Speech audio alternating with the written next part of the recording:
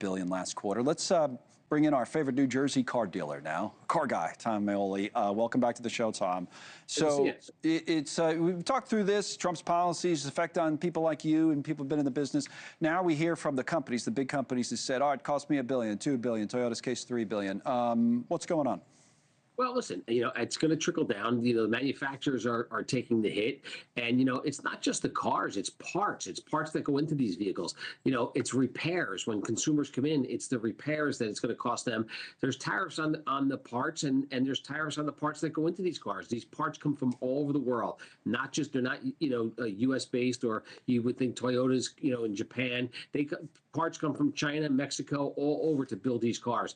And it's going to trickle down. The manufacturer has said they're going to eat a lot of this, but they can only eat so much. Ultimately, a lot of it has to get passed along to the consumer, and that end result, inflation. Is that happening yet?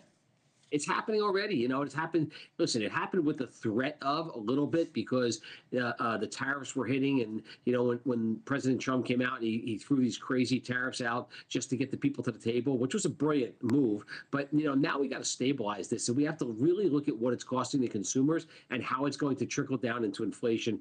And listen, what he's trying to do, he's a smart guy. He knows exactly what he's doing. He's trying to get interest rates down to offset that. But he's in a struggle. He's in a battle with the Fed. And I don't see the Fed moving. Right. No, well, even if they do, it takes a while to work through all these issues. I think about it from, like the other day, for example, we had Tim Cook from Apple was in. You probably saw it at the White House with the trophy and the whole thing. So, but also with another $100 billion. So after that, it comes out, Trump says, all right, you guys are exempt from the semiconductor tariffs. So, I mean, you can work deals like this. I know he said there'd be no exemptions and exceptions, but there have been. But to your earlier point, it seems to me it's tougher to do it in the car business because it's of all the complications, parts here, different parts in different countries. Yes, correct. Parts come from all over the world to assemble a car. Yes, they may be, Toyota assembles in North Carolina, but, parts come from all over the world, Canada, China, Japan.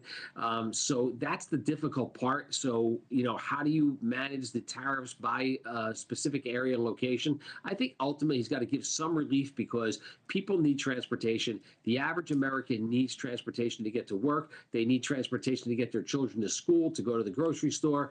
And I'm not so sure that they're prepared or they have the bandwidth to take these hits. All right, Tom, thanks. I'm going to get a break in before we get the president at the White House. Tom Maoli on the car story.